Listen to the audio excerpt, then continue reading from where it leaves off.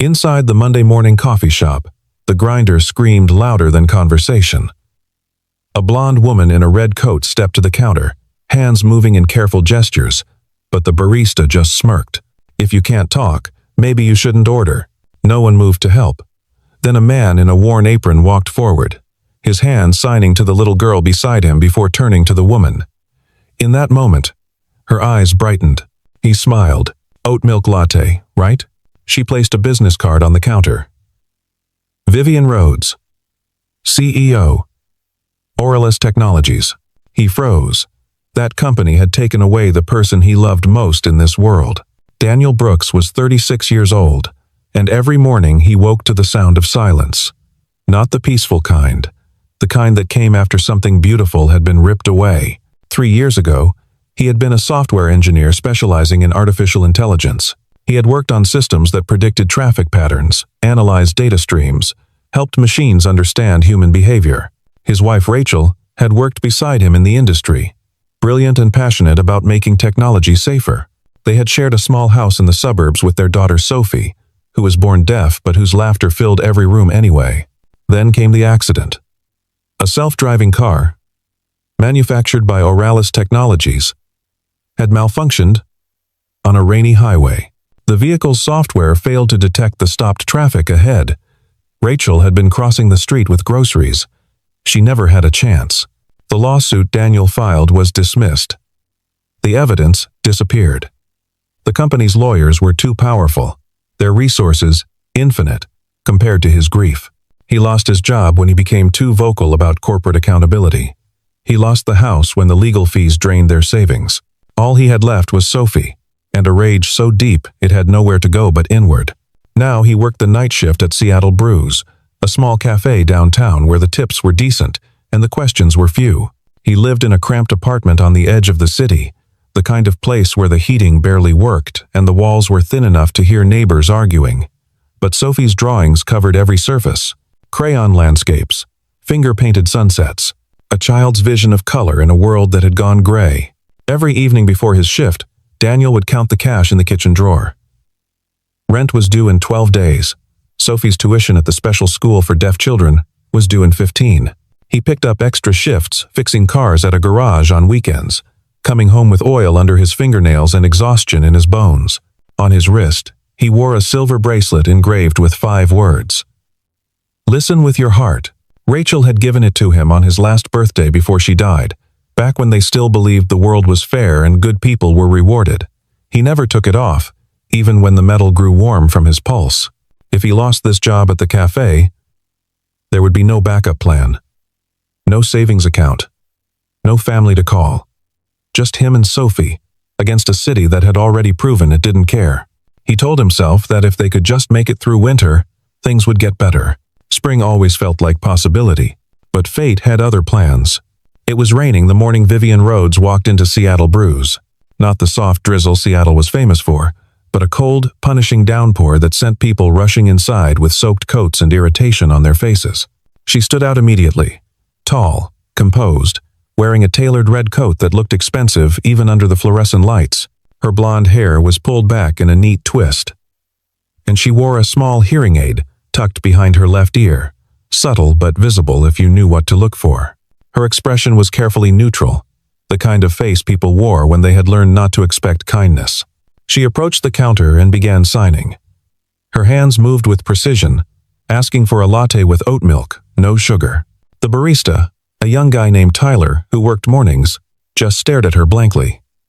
Then he laughed. "Lady, I don't know what you're doing, but if you can't talk, maybe you shouldn't order." A few customers nearby chuckled. One woman whispered to her friend. Vivian's face didn't change, but something flickered in her eyes. Something that looked like resignation, like this had happened before and would happen again. Daniel was wiping down tables in the corner, Sophie beside him with her backpack, waiting for him to finish so he could walk her to school. His daughter tugged his sleeve, her small hands moving rapidly. "She's like me, Dad." He looked up, saw the woman at the counter, saw the hearing aid, saw the way she held herself with dignity, even as people laughed, and something in him broke open. He walked over, his hands already moving as he approached. "What would you like?" Vivian's head snapped toward him, eyes wide with surprise. For a moment, she didn't respond, as if she couldn't believe someone had actually signed to her. Then her hands moved, careful and grateful. "Oat milk latte. No sugar. Please." Daniel turned to Tyler. "Oat milk latte. No sugar." Tyler's smirk faded. He rang it up without another word. While they waited, Sophie stepped closer to the woman, her hands moving with the fearless honesty of children.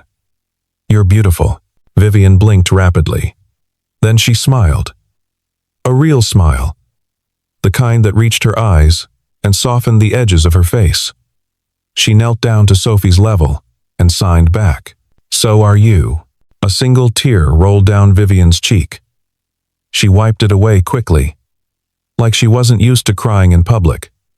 But Daniel saw it. Saw the loneliness in that single gesture of being understood. When the latte was ready, Vivian reached into her coat and pulled out a business card. She placed it on the counter in front of Daniel, then signed thank you before walking out into the rain. Daniel picked up the card. Vivian Rhodes, Chief Executive Officer, Oralis Technologies. The room tilted. That name, that company, the one that had buried the truth about his wife's death. The one that had lawyers delete emails and pay off witnesses. The one that had walked away clean while he buried Rachel in the rain. Sophie was tugging his sleeve again, asking what was wrong. But Daniel couldn't move. He just stared at the card, the glossy logo catching the light, mocking him. Vivian Rhodes had lost her hearing when she was 10 years old. She remembered the explosion, the sharp, terrible sound that came before the silence. Her mother, Elaine Rhodes, had been a chemical engineer working late in the laboratory. Vivian had been visiting after school, sitting in the corner doing homework, when the reaction went wrong. The blast killed her mother instantly. It shattered Vivian's eardrum and damaged the nerves in her left ear beyond repair. She spent weeks in the hospital learning that the world would never sound the same again, and her father, Gregory Rhodes, founder of Oralis Technologies, spent those weeks teaching her a different lesson. Power is the only voice people respect. Gregory raised his daughter to be untouchable, to never show weakness, to use wealth and control as armor against a world that would otherwise see her as less. Vivian learned sign language in private, but refused to use it in public. She wore hearing aids that cost thousands of dollars, and spoke with perfect enunciation, so no one would guess what she'd lost. She built walls so high that even she forgot what it felt like to be vulnerable. By the time she inherited Oralis at 30, she was exactly what her father had designed. A CEO who never apologized. A woman who commanded rooms with silence more than words. Someone who believed that if you showed compassion, people would take advantage. But loneliness had a way of seeping through even the thickest armor. At night, in her sterile penthouse overlooking the city, Vivian would take off her hearing aids and sit in the dark. The silence wasn't peaceful. It was just empty. Daniel's story was different, but the wounds were the same. Rachel Brooks had been a programmer at Oralis Technologies, working on the autonomous vehicle division. She had been the one to discover the flaw in the navigation software, a critical error that caused the system to miscalculate stopping distances in wet conditions. She had documented it, sent reports to her supervisor, demanded they delay the vehicle launch until the issue was fixed. Her supervisor was Marcus Hale, Oralis's chief operating officer, a man who measured success in quarterly earnings and market share. He told Rachel the data was inconclusive, that the launch schedule couldn't be delayed, that she was being overly cautious. When she threatened to go over his head, he reassigned her to a different project and buried her reports in a server no one checked. 4 months later, the vehicle's software failed. Rachel was killed. Marcus had her employment records scrubbed clean. He made sure the internal emails never surfaced in Discovery. He paid off the right people, and the lawsuit collapsed before it ever saw a courtroom. Daniel was left with a daughter to raise and a heart full of rage he had nowhere to put. He tried to keep working, but the anger followed him into meetings, into code reviews, into every interaction until his employers decided he was too much of a liability. So he disappeared into low-wage work where no one asked questions and no one expected anything. Sophie grew up knowing her mother only through photographs and stories. She would touch the pictures, tracing her mother's face, and Daniel would tell her about the woman who had wanted to make the world safer, the woman who had tried to speak up, the woman who had been silenced. Now, 3 years later, the CEO of the company that killed his wife had walked into his café and smiled at his daughter. The universe had a cruel sense of irony. 2 days later, Vivian came back. Daniel was restocking cups behind the counter when she walked in, this time without the red coat. She wore a simple gray sweater and jeans, looking almost like anyone else except for the way she carried herself, like she was used to being in charge even when she wasn't trying to be. She walked directly to him and placed an envelope on the counter. Inside was a handwritten note and an invitation to Auralist Technologies.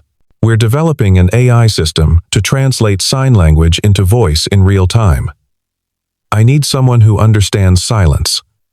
Someone who knows what it means when the world doesn't listen. I'd like to offer you a consulting position, flexible hours, competitive pay, and a chance to build something that matters. Daniel stared at the note, his jaw tight. Every instinct screamed at him to refuse, to crumple the paper and throw it back, to tell her he wanted nothing to do with the company that had destroyed his life. But then Sophie appeared beside him, her school bag bouncing on her shoulders. She was early. He had asked a neighbor to bring her by after school. The girl looked at Vivian, then at the note, then back at her father. Her small hands moved with careful deliberation. "Dad, maybe this time you can fix what hurt us." The words hit him like a punch. Sophie was 7 years old and already wise enough to see what he couldn't. That anger wouldn't bring Rachel back. That hiding wouldn't change the past. That maybe, just maybe, there was something worth fighting for that didn't involve revenge. He looked at Vivian. She met his gaze steadily, waiting. He nodded once. "I'll come in next week." Vivian's shoulders dropped slightly, a relief she didn't try to hide. She signed to Sophie. "Your dad is very brave." Sophie grinned and signed back. "I know." The Auralist Technologies building was exactly as Daniel remembered from the news coverage during the lawsuit. Glass and steel, towering over downtown Seattle like a monument to progress. Inside, the lobby was all marble floors and LED screens displaying stock prices and company achievements. People in expensive suits moved through the space with the confidence of those who knew they were winning. Daniel felt out of place immediately. His jeans were worn, his jacket frayed at the cuffs. Sophie held his hand tightly, her eyes wide as she took in the gleaming surfaces and the hum of voices echoing off the high ceilings. Vivian met them at the elevator. She had returned to her CEO uniform, tailored blazer, sharp heels, hair pulled back, but when she saw Sophie, her expression softened. She knelt down and signed. "I'm glad you came." Sophie signed back. "This place is big. Do you own all of it?" Vivian smiled. "I'm in charge of it." "That's different." They rode the elevator to the 15th floor, where the AI research lab occupied an entire wing. Vivian had set aside a private room for Daniel and Sophie, equipped with computers, whiteboards, and a corner filled with books and toys for the girl to occupy herself while her father worked. The other employees watched Daniel with curiosity and suspicion. He could feel their eyes following him down the hallways, hear the whispered questions. Who is he? Why is he here? Is he really qualified? But Vivian made it clear. This man is a consultant on our most important project. He has expertise we need. Treat him with respect. Daniel spent the first week reviewing the AI system's code, analyzing the sign language recognition algorithms, testing the translation accuracy. The work was familiar, pulling him back into the world he had left behind. And despite everything, despite his anger and grief, he found himself caring about the project, about building something that could help people like Sophie, like Vivian, like everyone who had ever been ignored because the world couldn't be bothered to listen. Vivian would stop by the lab each afternoon, checking progress, asking questions. Their conversations were a mix of spoken words and signed phrases, slipping naturally between the two. Daniel noticed how she relaxed when she signed, like she was allowed to be herself instead of the persona she wore in boardrooms. Sophie became a fixture in the office, charming the staff with her drawings and her fearless use of sign language. She would sit in meetings, coloring quietly, occasionally signing questions that made the engineers laugh. What's an algorithm? Why do computers need to learn? Can they dream? Daniel felt something he hadn't felt in years. Not happiness, exactly, but maybe the edge of it.